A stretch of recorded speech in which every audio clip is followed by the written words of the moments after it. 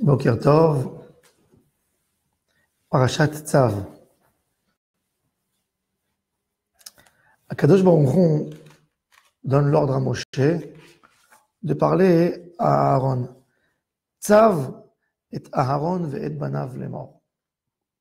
On ne s'adresse pas à Am Israël, on s'adresse à Aaron. Mais on parle ici des korbanot de Am Israël. Le Midrash Tanchuma, il pose la question. Maïs koshel Aaron kan. Pourquoi on doit s'adresser à Aaron? Israël makrivin. C'est le peuple d'Israël qui sacrifie chacun son sacrifice. Donc, pourquoi on s'adresse à Aaron? Pourquoi on ne s'adresse pas au Béné Israël? Puisque Kadosh Baruch Hu a dit Tzav et Béné Israël va marta alehem et korbani lachmi leisha, mon sacrifice que vous voulez amener tous les jours. Vekanu Omer, et là il dit Tzav et Aaron, zot Torat ha'ola.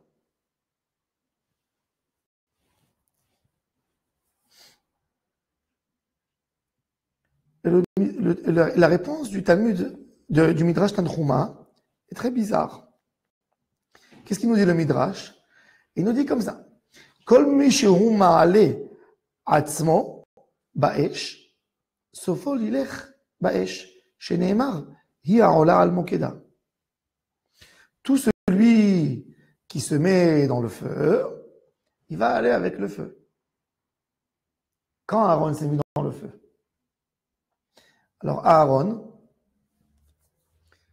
quand il a fait le veau d'or, si vous vous souvenez, quand Moshe Rabbeinu n'est pas descendu dans le moment où que les Bnei Israël s'attendaient qu'il descende, et il n'est pas descendu.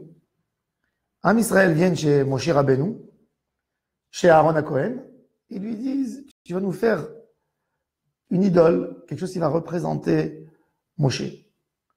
Aaron leur dit, demain nous allons le faire. Le matin, voilà, pour prendre du temps, le matin, tout le monde vient avec les bijoux. Et Aaron leur dit, jetez dans le feu. Et ils jettent tous dans le feu. Et il y a le veau d'or qui sort parce que il y a eu le Erev Rav, un des groupes qui était avec des Égyptiens qui sont sortis d'Égypte. Ils donnent des noms de sorcellerie et ils font sortir ce veau d'or. Aaron, quelque part, a une responsabilité par rapport à la faute du veau d'or. S'il n'était pas là, il n'y aurait pas eu le veau d'or. Et pourquoi Aaron l'a fait? Aaron l'a fait parce que son beau-frère, qui s'appelait Chour, le mari de sa sœur Myriam, a essayé d'empêcher les Béné Israël de faire l'idolâtrie. Ils l'ont tué. Aaron a dit, ils vont tuer même le Kohen Gadol. Donc, il a cédé quelque part pour ne pas qu'il y ait un désastre dans Israël. 2 assassinats de grandes personnalités. Et Hachem n'aurait jamais pardonné sur une chose pareille. Et donc, il préfère faire une sorte d'idolâtrie. Oui. Mais quand il crée le veau d'or, Aaron, et eux, ils sont en train de sacrifier, Aaron prend leur sacrifice et les déchire devant le peuple d'Israël. Et il leur dit, regardez, à qui vous sacrifiez? Vous sacrifiez à du métal. C'est ça que vous faites? Comme il dit le Midrash, que Aaron, quelque part, a mis une haine entre Am Israël et Akadosh Baruch Hu. Pourquoi? Il faut savoir que Aaron à Cohen a changé de caractère. Quand il a changé de caractère, après la faute du veau d'or. Jusqu'à le moment de la faute du veau d'or, Aaron est venu chez Am Israël pour leur dire, vous êtes en train d'enfreindre, vous êtes en train de faire une avéra. Quand tu expliques à quelqu'un qui fait mal, il a son caractère qui le force à être un rebelle, en réalité, avec ton reproche, quelque part, tu l'as éloigné. C'est pour ça d'ailleurs qu'on appelle un reproche. Le reproche, il doit te rapprocher à quelqu'un. Il ne doit pas t'écarter et t'éloigner de lui. Quand lui, il est venu lutter contre la Avodah Zarah qu'ils ont fait, alors Am Israël, ils ont dit, nous sommes conscients de l'idolâtrie qu'on fait, et malgré tout, on veut cette idolâtrie. Donc, Aaron n'était pas là pour les considérer comme des innocents. Justement, le fait qu'il est venu leur faire ce reproche, cette critique, il les a rendus quelque part coupables de ce qu'ils ont fait. Si tu dis, il y a le chahut, il y a le problème, et tu laisses les gens faire ce qu'ils font, tu te mets de côté dans un moment de panique, que le peuple entièrement est pris en panique, qui ne savent pas, il est où Moshe, qu'est-ce qui va se passer demain, il n'y aura plus de quoi manger, il n'y aura plus à boire, il n'y aura plus les nuées qui nous couvrent, etc. Tu laisses les gens en panique, bon, ils sont condamnés comme des gens, des ignorants qui ont fait quelque chose. Mais quand tu leur expliques le mal et le résultat, le mauvais résultat de ce qu'ils vont faire, c'est là que tu les considères comme des gens qui sont coupables tout à fait à ce qu'ils ont fait. C'est ce qu'il nous dit le Midrash. Tzavet Aaron, ze she'amar hakatuv, sin'a te'orer medanim.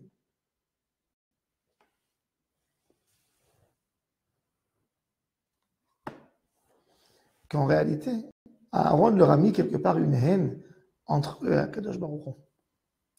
Maintenant, qu'est-ce que Akadosh Baruch Hu dit? Quel ordre Akadosh Baruch Hu donne à Aaron? Pourquoi c'est Tzavet Aaron?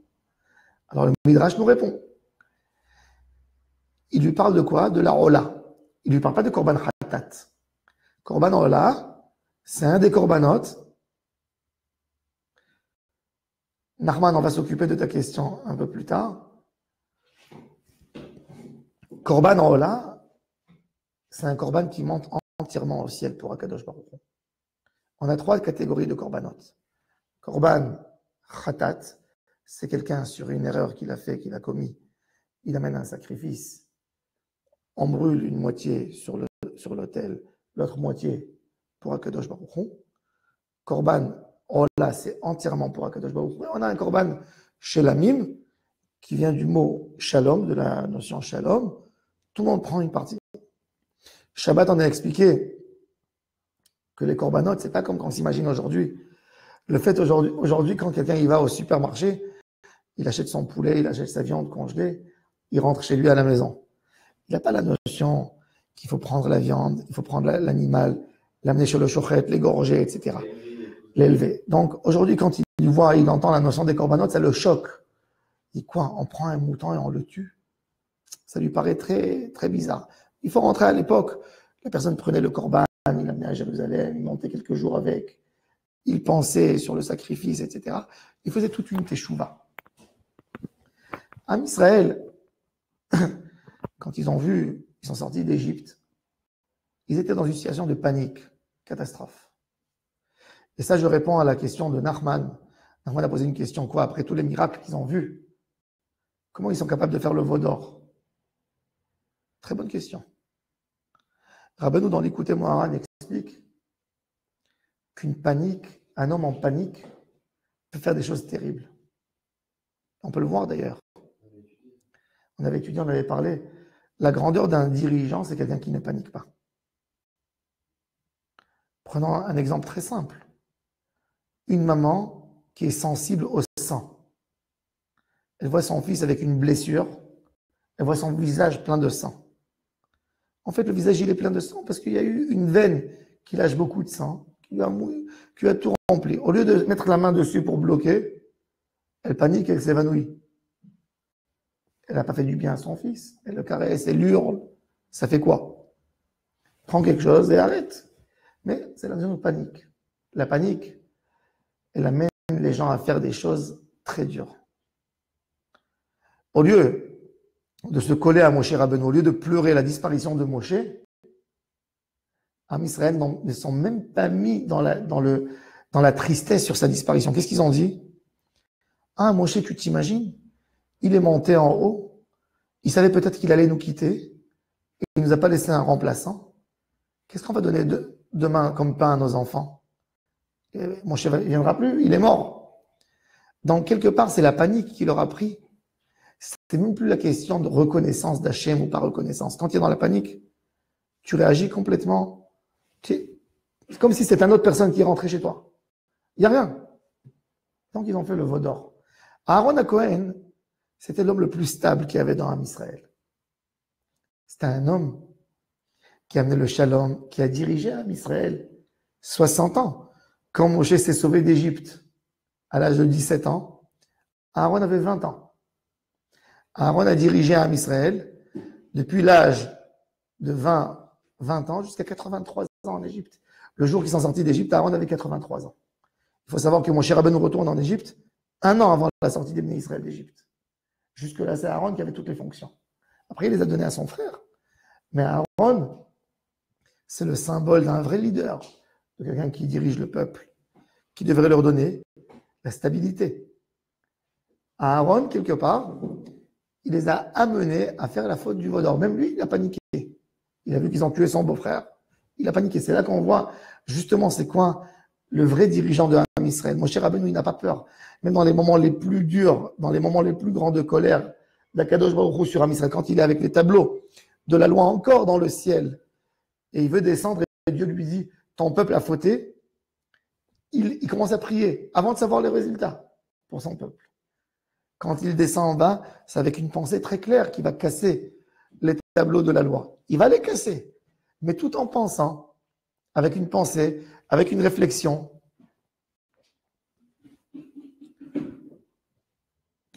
Avec une réflexion. Il aimait avec une réflexion, et il fait tout avec réflexion. Ça, c'est un vrai manig. Ça, c'est un vrai leader de l'âme Israël.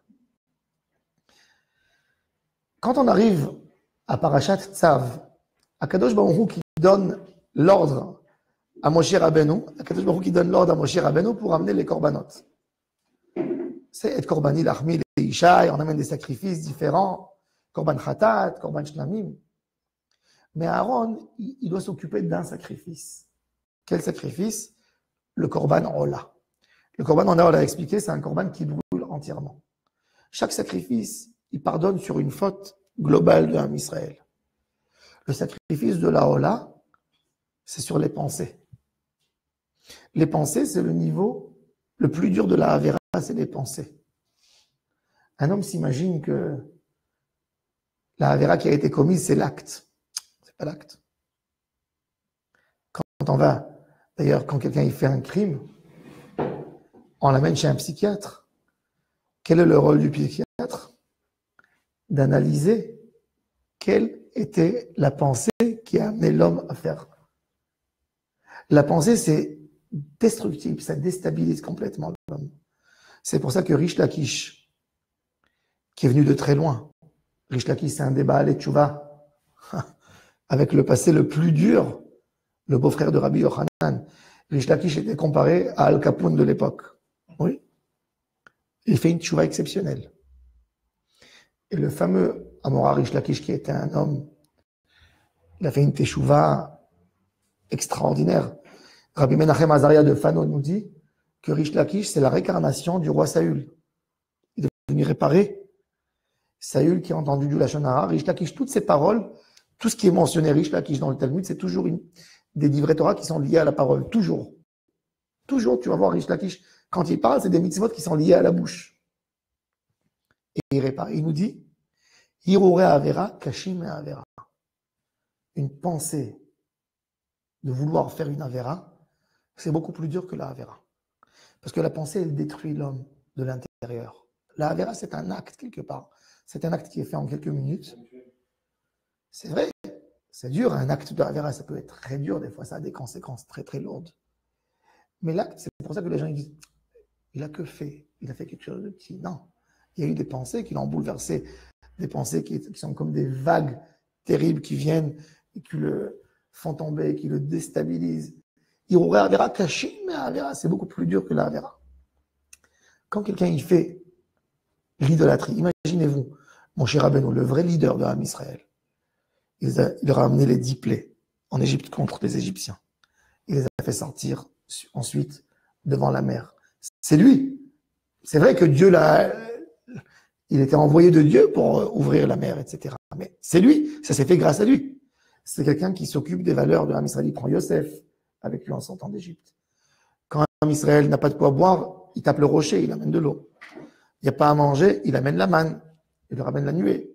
il leur fait descendre Dieu d'en haut en bas pour leur parler. Ils ont tous entendu Dieu. Une idée de faire une avodah zara. Qu'est-ce qui s'est passé?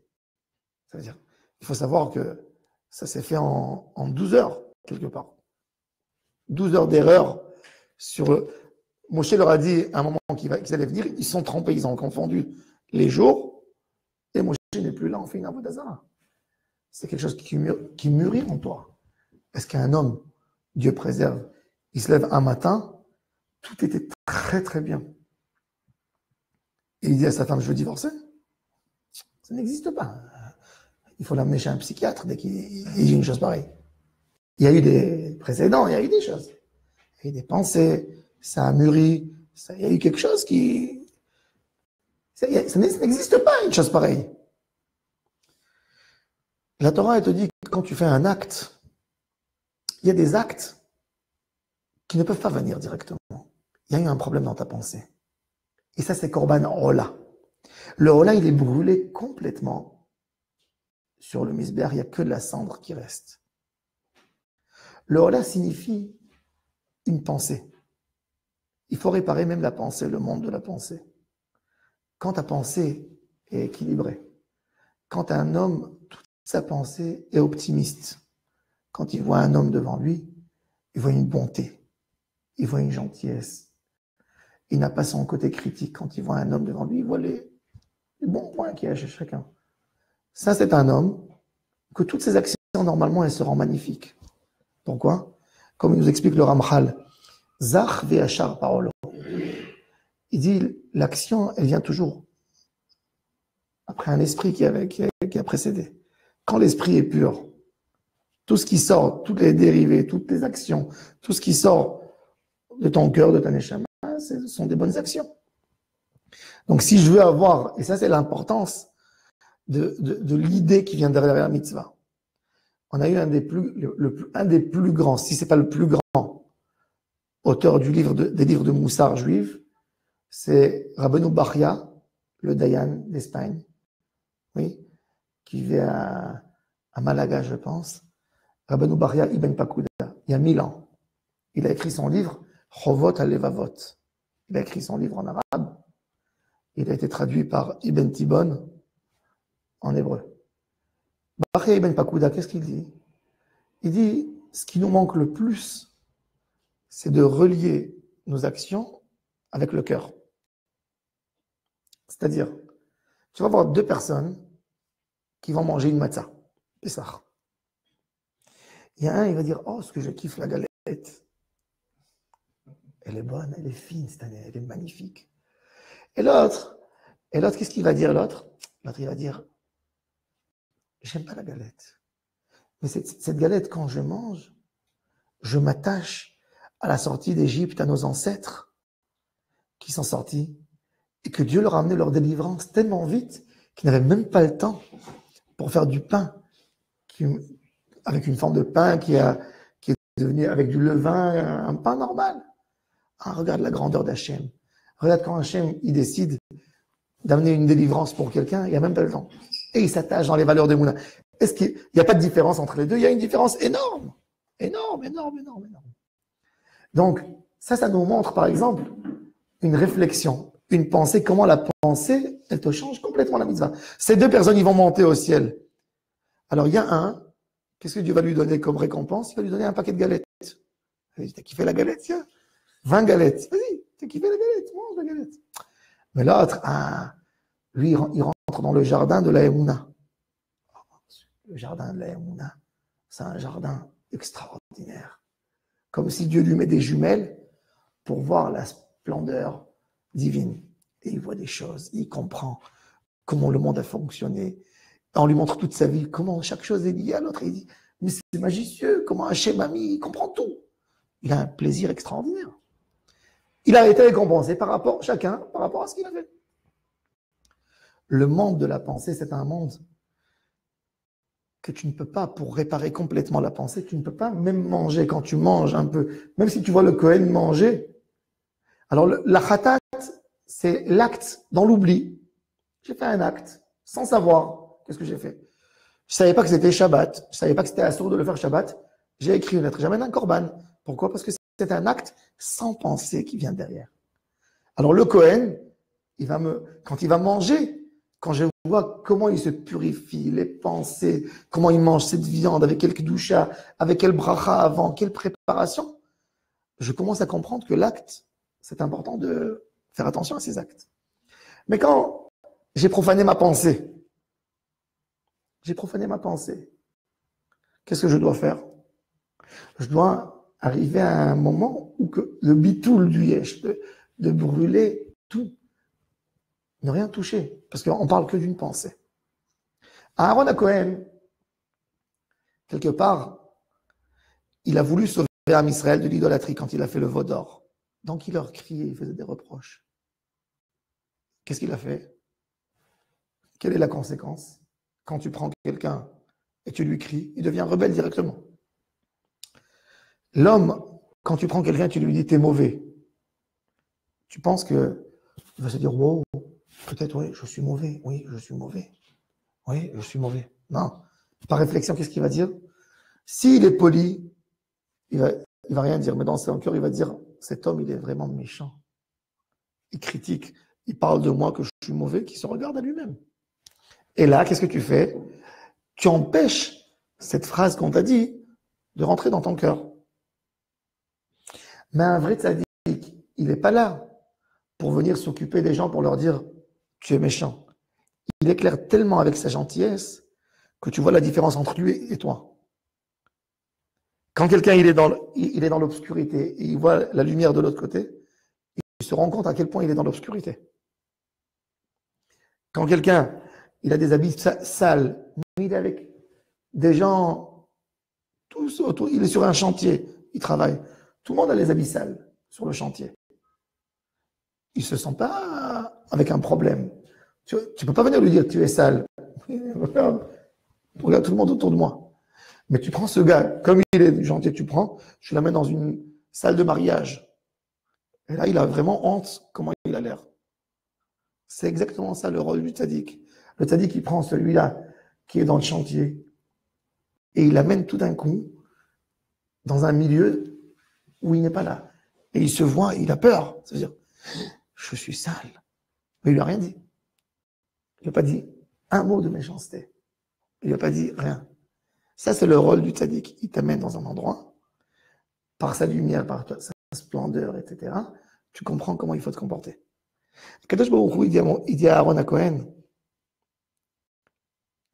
tu ne devais pas jouer comme ça, de cette manière. Quand Am Israël, ils ont fait la faute du veau d'or, tu es venu les contrarier, tu leur as dit, vous êtes des fauteurs, etc. Toi, tu as une capara maintenant. Quelque part, le korban maintenant, il y a un rôle, c'est à toi de faire. Toi, tu dois te reprocher sur la mauvaise idée que tu leur as donnée. Donc, c'est à toi et à tes enfants de réparer cette notion de l'idée. Qu'est-ce que tu vas donner à Am Israël? Nous, on a nous tous ce devoir. Quand tu vois ton fils à la maison, nous tous, on a des enfants, et on est dans les moments de l'éducation. Et tu vois ton fils qui fait quelque chose de mauvais devant toi. Et tu as le choix. Je vais faire le chemin rapide, je vais hurler. Je vais hurler, je vais crier. Quand j'ai hurlé, tu sais qu'est-ce que tu as fait? Tu as calmé ta conscience à toi. Ça veut dire comme toi, tu as l'angoisse d'un père éducateur qui doit éduquer son fils.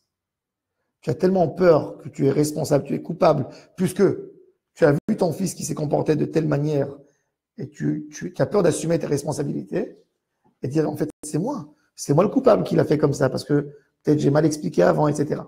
Tu veux calmer ta conscience, tu cries un cri qui n'est pas proportionné en réalité, que l'enfant ça ne lui a rien donné.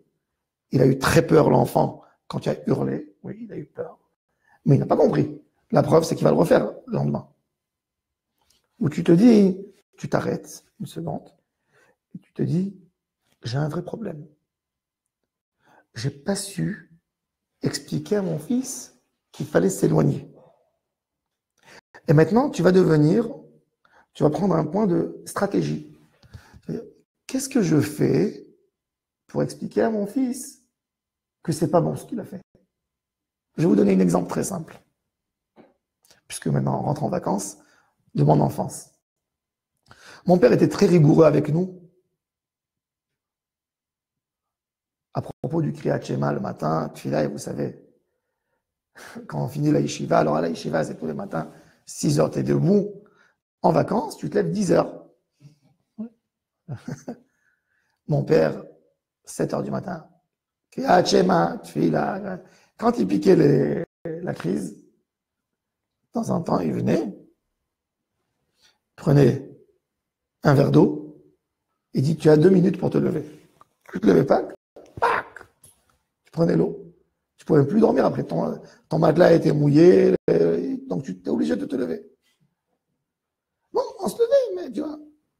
Quand il n'était pas là, c'était le bonheur. Ça veut dire, partait, 10 heures, on se levait, tranquille.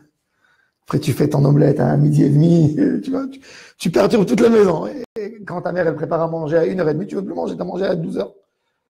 Etc., etc. Et bon, c'est le rituel des vacances dans les maisons, c'est comme ça.